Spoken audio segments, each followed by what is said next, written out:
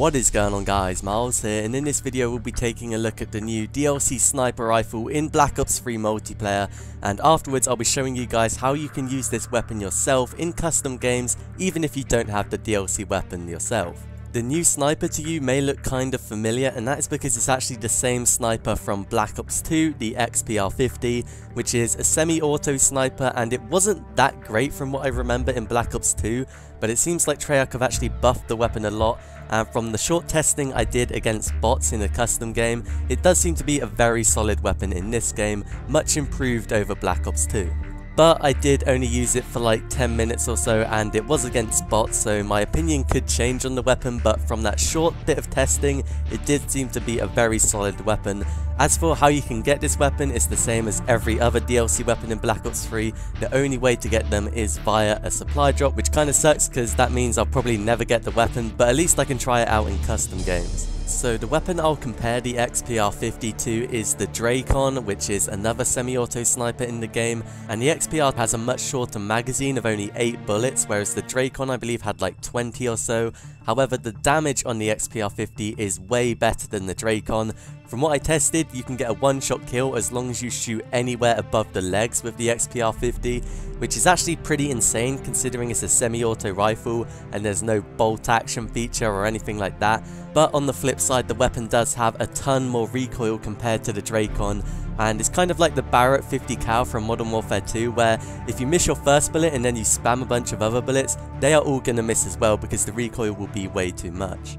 Another downside I had with the XPR 50 is the hipfire accuracy. Now, you're probably thinking it's a sniper rifle which should have awful hipfire accuracy. However, the XPR 50 seemed to have like way worse hipfire accuracy than any other sniper I remember using in the game. For example, like I was standing still like a meter away from a bot and I no-scoped it and it missed like twice, which was pretty crazy to me considering like the bot was basically covering the entire hip spread. So the hipfire accuracy is awful on this weapon from what I tested, and it's probably not great news if you like to quickscope with snipers in the game. However, I don't think hipfire accuracy is a huge problem with the weapon overall, because you're probably going to be aiming down sights a lot of the time. And in conclusion, I'd probably rate the XPR 50 a very solid sniper rifle, and I would crown it the king out of DLC snipers in Black Ops 3 multiplayer. Obviously we have the RSA interdiction, which I felt like was a really weak weapon, and we had the DBSR 50 as well, which I felt just seemed really awkward to use, so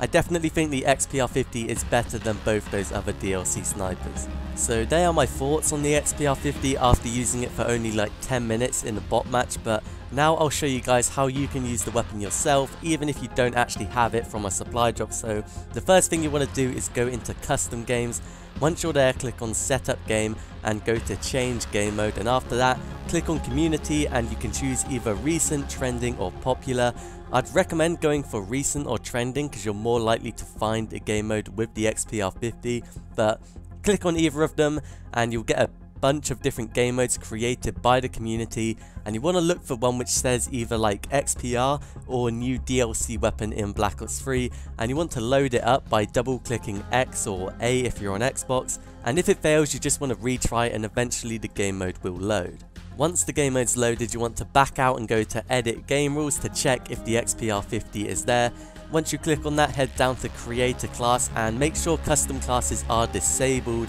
And then you want to check on like the Black Ops preset classes or the CDP preset classes. If you're playing free-for-all, there should just be one set of classes, but click on it anyway and check that the XPR 50 is there. And if it is there, you can change the attachments and the perks and stuff like that. And if it isn't there, then you've probably been trolled by some guy and you want to go back to the community game modes and load up another one which says XPR 50. Because the way this method actually works is, if somebody else gets the XPR 50 from a supply drop, then they can obviously make a creator class using the XPR 50 in a custom game, and once they do that, they can create a game mode and force you to use that custom class,